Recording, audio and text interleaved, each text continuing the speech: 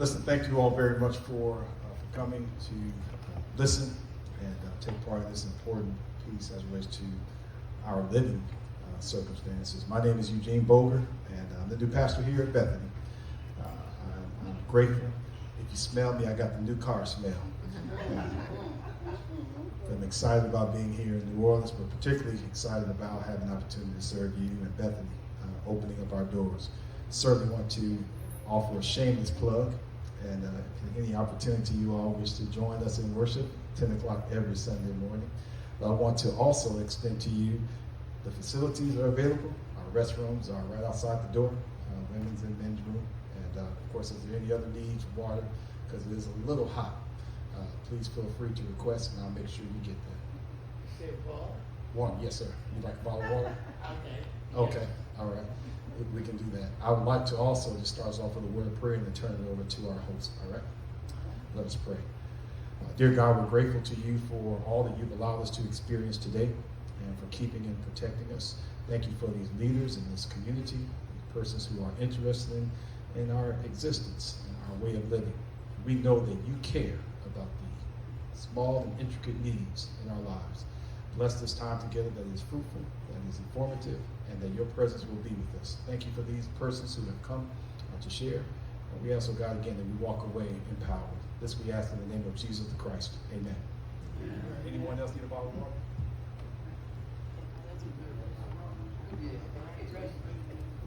We had a baptism pool. I mean.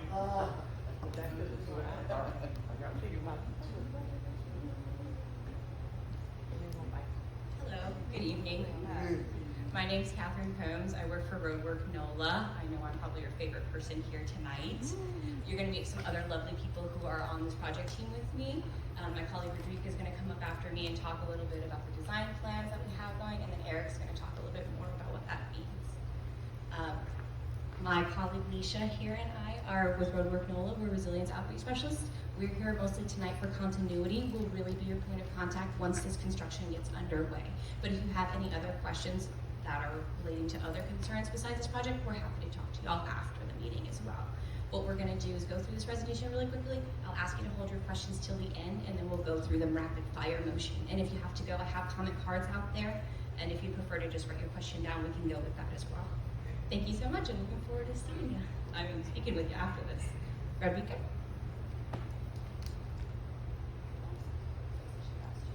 Hit the next slide. I apologize. Welcome. Good evening, everyone. Thank you all for coming out. So I'm going to do a bit of a overview of the program if you're not familiar with the program of the Gentilly Resilience District. So this is a combination of efforts across Gentilly is to reduce the flooding, slow land subsidence, improve energy reliability, and encourage neighborhood revitalization. So just a little bit of context, the Dwyer Canal Public Space Improvement Plan builds upon the work completed under the Pontilly Stormwater Hazard Mitigation Grant Program, and this was signed back in 2021. The project area is located between France Road and the Norfolk Railroad. So the goals of this project is to connect physical resilience with social resilience by providing spaces for recreation, increased environmental awareness, improving quality of life, and promoting environmental justice. So some of those items include ecosystem diversity, interpretive signage, nature walks, improved tree canopy, and access to recreation. This project began in July of this year and is projected to be finalized in August of 2024.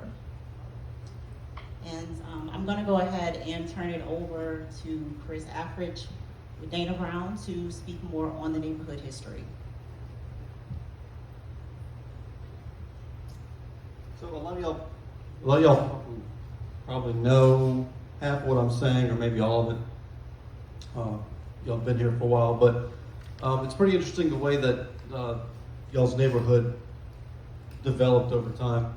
Obviously, this is Dwyer public space improvements, so Dwyer Canal is, the feature we're going to be talking about, and that's kind of the key feature that made these two neighborhoods how they are. Again, there was a real quick housing boom after World War II, but unfortunately, you know, the country is very much still segregated, so just Pontchartrain Park, mostly African American, and then Gentilly Woods below Dwyer. Am I still on? Yes. Okay. Mostly white. So originally, those two neighborhoods, you see that big blue line, were not connected at all, not even press, nor Congress, anything. This Dwyer Canal was basically used as a physical barrier for segregation. This neighborhood to the north, this neighborhood to the south. It wasn't until, again, the civil rights movement where a lot of that segregation was ended.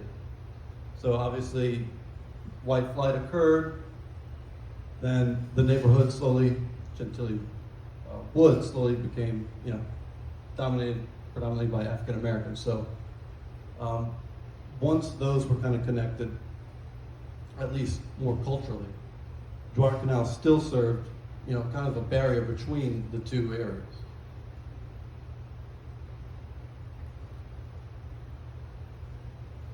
So y'all probably remember, if y'all have been here within the last 4 or 6 years, COVID's memory's kind of fuzzy, but I believe the project wrapped up in around 2021. There was the Pontilly hazard mitigation improvements, which had to deal with a lot of drainage activity within the area.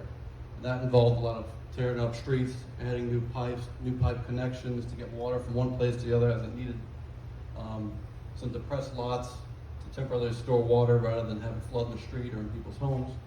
Those kind of improvements all over the place, and you can kind of see a little bit of hatch marks, a little bit of clouds. There's kind of in lots, in streets, the golf course right over there.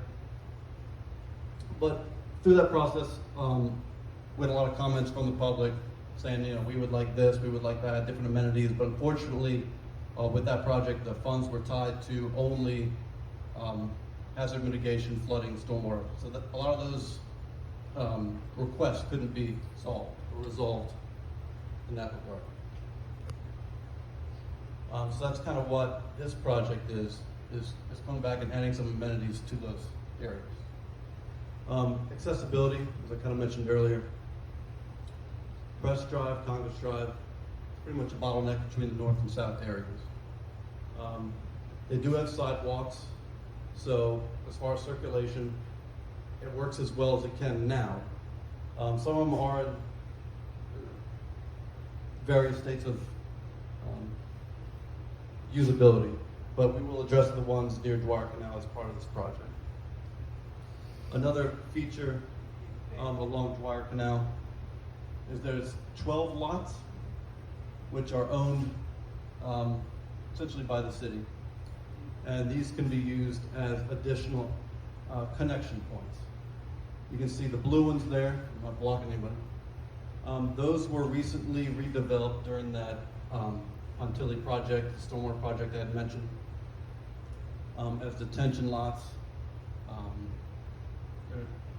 Dwyer is kind of a low-ish lying area to begin with, so that's just basically holding water temporarily releasing it back into the system, into Dwyer, and then Dwyer holds it temporarily, drains it out. But there are 2 green lots and then more of a tan orange lot. Those are either grassed or the orange one is a utility station, which, you know, has potential opportunity for connections. So ideally,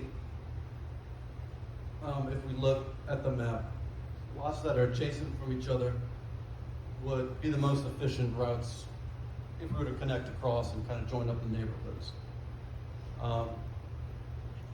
As it stands now, you know, if you're kind of in the center, or maybe it's about a half a mile if you wanted to go around all the way to the other side if you had to go there for whatever reason. Other than that, you just have to cut through the canal, which I've seen a lot of people do, but obviously if it rains or it's slushy or you're too old, you have a bike, you know, you don't want to be trekking through that. Sorry, are you talking about connecting the drainage? sorry, no, connecting a physical pathway Okay. north to south so that you can actually navigate without going all the way around. Again, it's about a half a mile. Sidewalk. There will be, yes. If we connect that main path, it would have to actually be a bridge over the canal. That's about 50% halfway between. Is for cars to go over or No, just foot path? just foot traffic. Okay. All this is dealing with just pedestrian circulation. The red dash line is about halfway. It's as good as you're going to get in order to just cutting down, travel time if you had to cross. There's opportunities for a secondary connection, which would be a bonus if we can get that to work. It's just how we lay out trails. We talked about adding bridges. We're also looking at adding pathways along the canal, so it's not just basically grass shelf and then the water area, the ditch, the canal, and then another grass shelf. Actually making that a path from east to west and then having connections from north to south. And this diagram just shows we have a lot more room to work with on the south bank. It's about 64% bigger, and it's just because the center of the canal, it isn't in the center of the right of way. It's just pushed to the north more.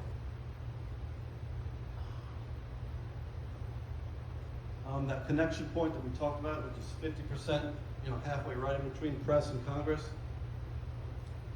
Unfortunately, it does have a lot of utilities that cross through, so it's just going to be tricky there as far as the bridge footings and things like that, but I'm pretty sure we can make it work there.